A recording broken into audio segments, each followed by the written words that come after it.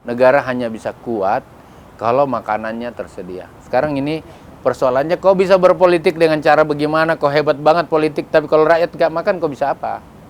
Makanya orang politik jangan terlalu sombong pada pertanian. Dan yang terakhir Pak, janda bolong atau kangkung? Oh, janda bolong lah, lebih Janda mahal. mahal ya Pak, dan bisa diekspor juga luar biasa.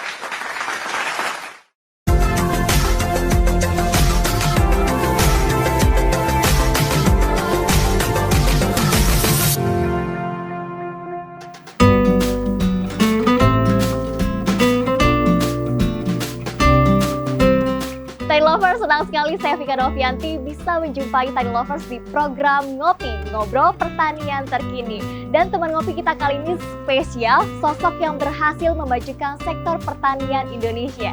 Siapakah ia? Ialah Pak Menteri Pertanian Republik Indonesia, Bapak Syahrul Yassin Limpo. Pak Menteri Pertanian, Bapak Syahrul Yassin Limpo, apa kabar Pak Menteri? Alhamdulillah, bagus.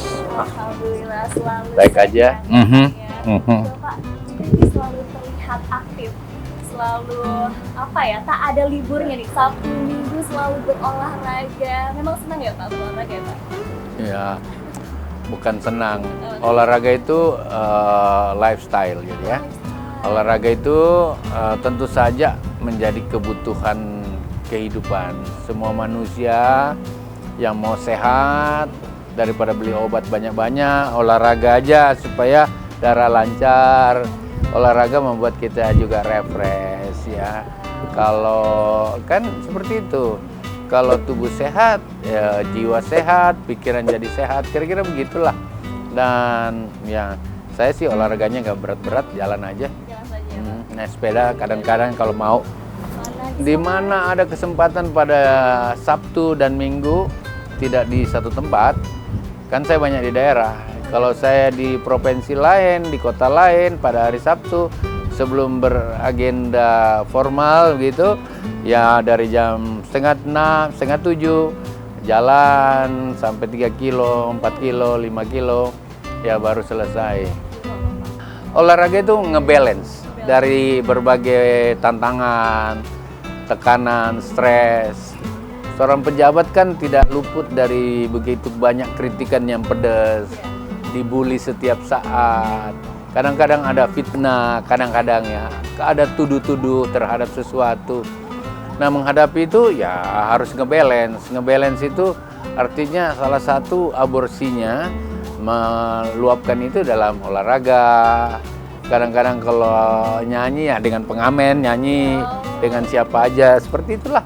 Oke Pak, nah lalu tips yang lainnya nih Pak, agar kita bisa sesehat Pak Menteri, apa aja sih Pak selain olahraga? Ya, yang penting sih tahu kita ini tugas, fungsi, dan peranan serta tanggung jawab kita apa. Semua orang punya tugas, punya fungsi, punya peranan, punya tanggung jawab. Nah, menikmati fungsi, peranan, tanggung jawab itu ada tipnya, ada 3.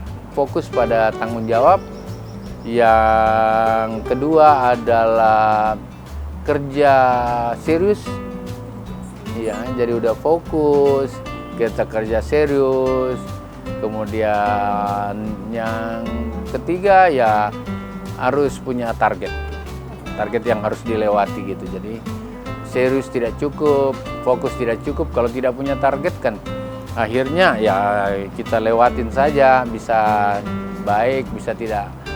Di pikiran saya itu semua orang yang punya target dan fokus serta serius kerja, dia pasti bisa menikmati apa yang dia menjadi tanggung jawabnya, pasti dia bisa menikmati. Dan hasil itu harus punya prestasi lah, bisa diukur dari prestasi publik, bisa dengan data, bisa dengan menikmati buahnya sesuatu. Kalau kita tanam sayur kan 20 hari kita bisa nikmati. Tanam cabai bisa 2 bulan kita nikmati. Tanam jagung bisa 3 bulan. Tanam pisang bisa 7 bulan. Tanaman yang lain bisa ada yang 1 tahun, ada yang 2 tahun baru bisa nikmati. Seperti target dan pencapaian kinerja Kementerian Pertanian ya Pak pastinya. Dan apa saja sih Pak program-program dari Kementerian Pertanian yang telah berhasil di tahun 2021 ini Pak? pertanian itu tidak ada yang konkret banget berhasil. Maaf ini kalau saya ekstrim katakan gitu. Karena kalau kita capai 5 kilo, dia akan terbentang 10 kilo yang belum. Jadi seperti itu. Kita udah capai katakanlah swasembada beras, kita tidak mau cuma beras aja kan. Besok kita mau daging juga swasembada. Besok kita mau lagi bawang putih kita swasembada. Besok kita mau lagi pertanian urban farming, misalnya pertanian yang per diping itu bertingkat tapi di halaman. Oleh karena itu pertanian berhasil seperti apa? Yang paling pertama ukurannya, kalau saya sih makanan rakyat 273 juta orang cukup nggak? Kalau cukup itu oke. Beras sudah 2 tahun nggak impor, berarti ini bentuk-bentuk keberhasilan. Kemudian 11 komoditi atau 12 komoditi yang ada tersedia nggak di saat-saat peak season?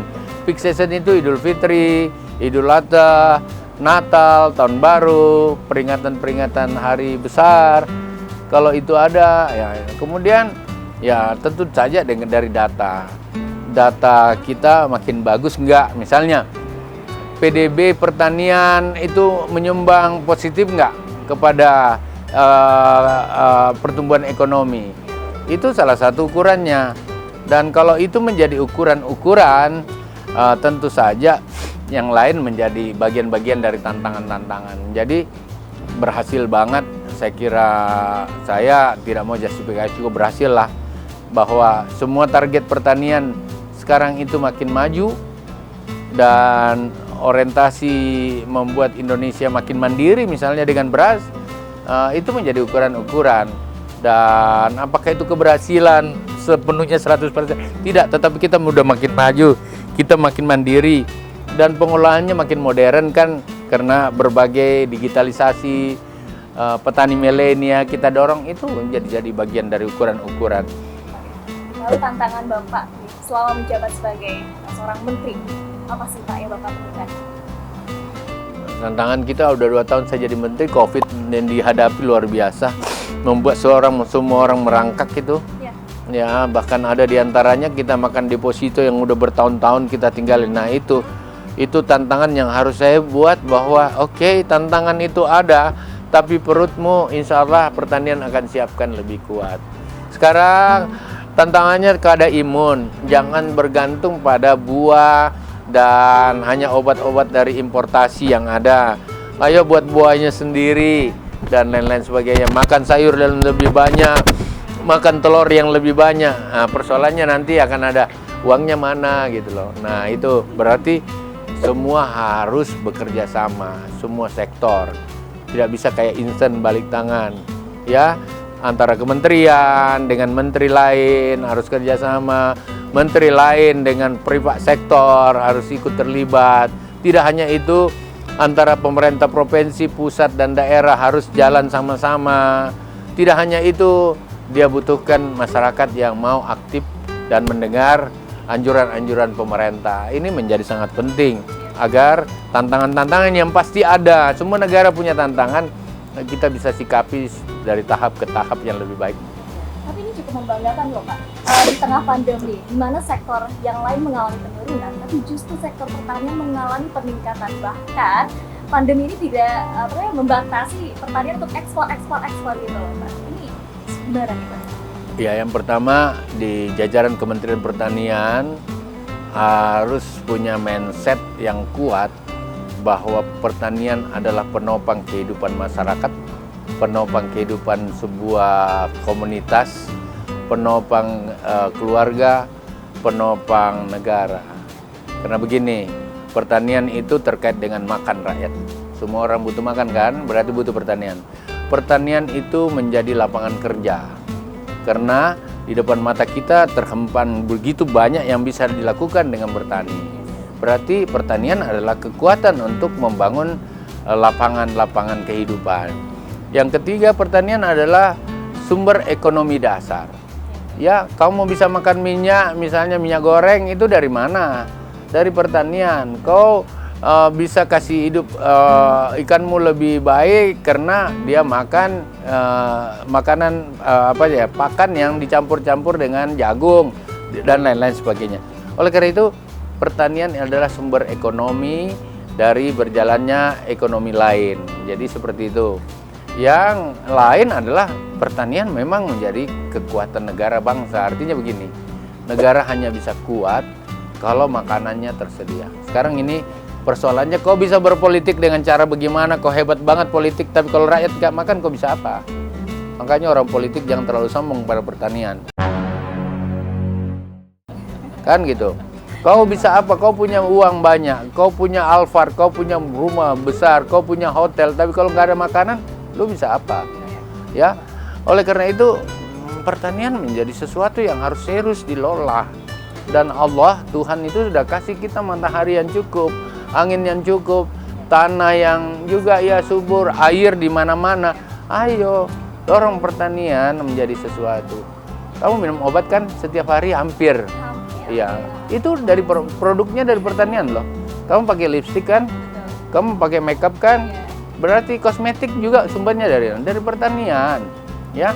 Nah, ya gitu. Dan besok itu kita butuh makanan yang lebih sehat. Berarti kerja kita nggak pernah bisa berhenti nih. Nah, kau minum susu kan? Susunya itu dari pertanian karena peternakan di pertanian kan?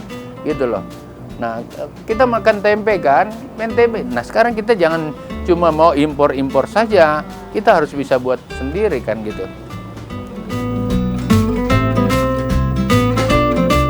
Kamu mau tahu nggak? Ini kantor pertanian hebat banget. Ya, saya kira jarang kantor seperti ini. Iya. Kalau kantornya hebat, orangnya harus lebih hebat. Kalau orangnya hebat, kantornya hebat, masa programnya ecek-ecek? Nggak boleh lah. Nah, itu. Oke deh. Dan apalagi ini banyak banget nih Pak, anak-anak milenial yang mulai mau bertani nih Pak. Ini adalah sebuah prestasi juga nggak nih Pak yang membanggakan? Ya, bertani sekarang itu jangan dengan paradigma lama. Paradigma lama itu pandangan terhadap pertanian masa lalu di mana orang kalau bertani pasti mukanya terbakar dengan matahari. Parcik kakinya berlumpur, tangannya becek, seperti itu. Petani zaman sekarang adalah petani dengan bisa dilakukan tanpa kaki tersentuh tanah, tanpa menanam dengan tangan kita langsung masuk ke tempat-tempat becek. Bertani bisa pakai drone kan, pakai teknologi, pakai research dan lain-lain. Petani dari tangan jempol kamu bisa nyiram. Nah, kenapa? Pertanian sudah harus masuk secara bertahap pada artificial intelligence pertanian. Nah, ini ciri-ciri milenial. Jadi kalau kau pikir mau berpanas matahari, ya kau masih kolonial seperti saya. Tetapi milenial harus menggunakan cara teknologi yang lebih kuat. Nah, sekarang kadang-kadang di tempat ini aja kita bisa bertani nih. 5x5 bisa bertani. Caranya ya dibuat paralon, kiri kanan, 4-5 hidroponik, 5-3 urban system. Kemudian tetesnya dan lain-lain, airnya dikontrol pakai handphone. Itu ciri-ciri milenial yang harus ada. Nah, persoalannya di mana modalnya? Presiden dan negara mempersiapkan KUR. Tapi ini tadi harus fokus benar, harus serius, dan ya ada target mau seperti apa. Nah, itu fasilitas ini kita dorong. Dan target pertanian kita 2,5 juta petani milenial dan duta milenial yang ada, yang akan menggerakkan semua petani-petani yang ada di tempatnya. Ada lagi satu hal, petani milenial itu tidak cari uang di kota, tetapi petani milenial mencari uang di desa. Karena di desamu, di kampungmu, tersedia ruang yang sangat besar untuk kau menjadi jutawan, miliarder, dan lain-lain di sana. Kembang aja sekarang mahal banget tuh. Wah, betul Pak. Saya ngelihat vlog Bapak juga nih Pak. Ngelihat janda bolong tuh harganya ratusan juta ya Pak ya. Itu. Nah, oleh karena itu, ya cari uang tidak harus di kota, tidak harus nunggu menjadi pegawai apa. Kamu sendiri bisa menjadi bos dari dirimu gitu dengan bertani. Karena pertanian itu menjadi makanan, yang setiap detik, setiap menit dibutuhkan orang. Tinggal bagaimana memasarkan. Dulu kan susah jadi pemasaran. Sekarang dengan digital system kan, kau tinggal buat linknya, tinggal masuk ke Tani Hub dan lain-lain sebagainya yang bisa e-commerce dan lain-lain yang bisa memasarkan kamu gitu. Berarti sektor pertanian adalah peluang bisnis yang menjanjikan ya Pak seharusnya? Ya harusnya sangat gitu, dan tidak perlu lagi nunggu kapan. Di rumah kamu juga bisa bertani. Di apartemen sekalipun ada pertanian yang bisa dilakukan. Oke deh Pak, lalu resolusi Bapak dan Kementerian Pertanian di tahun 2022 ini seperti apa nih Pak? Ya itu, 2022 tantangan akan lebih besar karena dampak-dampak COVID secara global masih terus recovery. Belum tentu bisa recovery penuh, baru mencari bentuk. Perdagangan stuck karena berbagai dampak yang kemarin, di mana tentu saja privat sektor belum sepenuhnya pulih gitu ya. Transportasi belum pulih penuh kan. Kemudian komunikasi juga tidak penuh. Era ini sangat disrupt dengan COVID itu.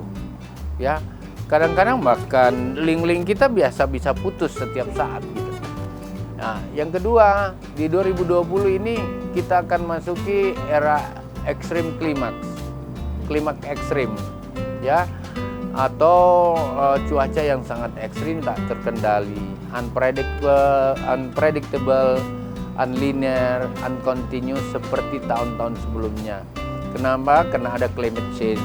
Kenapa? Karena ada global warming dan lain-lain sebagainya. Semua negara was-was dari kehidupan yang ada.